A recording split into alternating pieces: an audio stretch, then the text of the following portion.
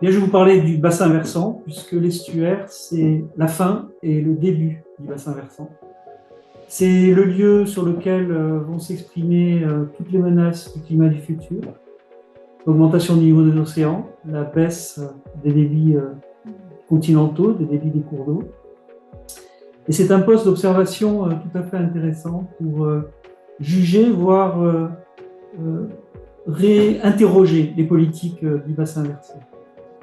On est sur un secteur qui subit des effets cumulatifs et qui en même temps a une difficulté, c'est la capacité à exprimer ses propres objectifs. C'est intéressant, c'est assez symptomatique d'une politique publique, c'est qu'avant de revendiquer, il faut savoir qu'est-ce que l'on veut. Et la question posée au niveau des estuaires est particulièrement signifiante. C'est un sujet qui est relativement nouveau dans la question de la gestion des bassins versants, qui relativement, même si ça fait quelques années, voire une dizaine d'années qu'il est vraiment pris en charge. Mais il est nouveau parce qu'il est finalement le dernier point où on observait, constatait les effets d'une politique publique. Aujourd'hui, peut-être que la proposition de cet atelier, ça serait d'inverser la perspective et de demander à ce que l'estuaire interroge lui-même tout ce qui se passe comme politique publique en amont en proposant ses propres objectifs.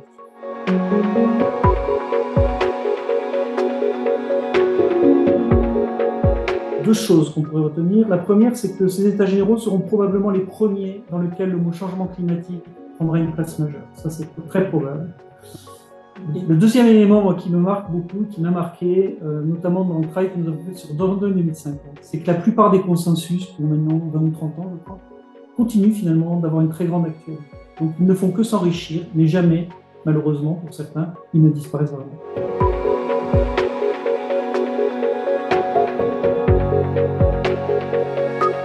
Oui, j'aimerais vous en proposer deux, en fait. Deux qui sont un petit peu antinomiques, mais le premier, c'est une expérience vécue d'une vidange d'un grand barrage de la Haute-Vallée de la Dordogne, dans lequel j'ai eu à me déplacer, à faire des analyses d'eau dans un paysage absolument dantesque, de vidange, donc d'un barrage complètement vide, d'une forêt fossile, d'arbres noirs, type Halloween, exactement, d'une eau jaune comme le fleuve jaune, et avec une espèce d'impression complètement hallucinante que l'on ne peut pas imaginer quand on voit la beauté des paysages de ces lacs quand ils sont faits. Ça, c'est le côté un peu étrange. Le deuxième côté, peut-être un peu plus poétique, c'est la musique des galets de la Dordogne que j'ai eu à enregistrer il y a une vingtaine d'années sans doute, quand on essayait de tester des modalités, de comprendre comment fonctionnait l'hydromorphologie en écoutant tout simplement les galets se cogner les uns les autres.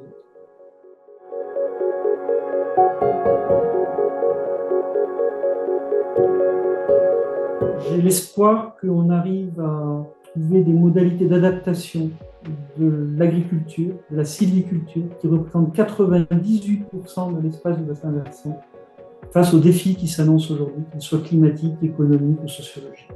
Le principal vœu pour moi est là. Si on arrive à trouver cet équilibre, ce jour-là, le bassin de la Dordogne aura fait un grand pas.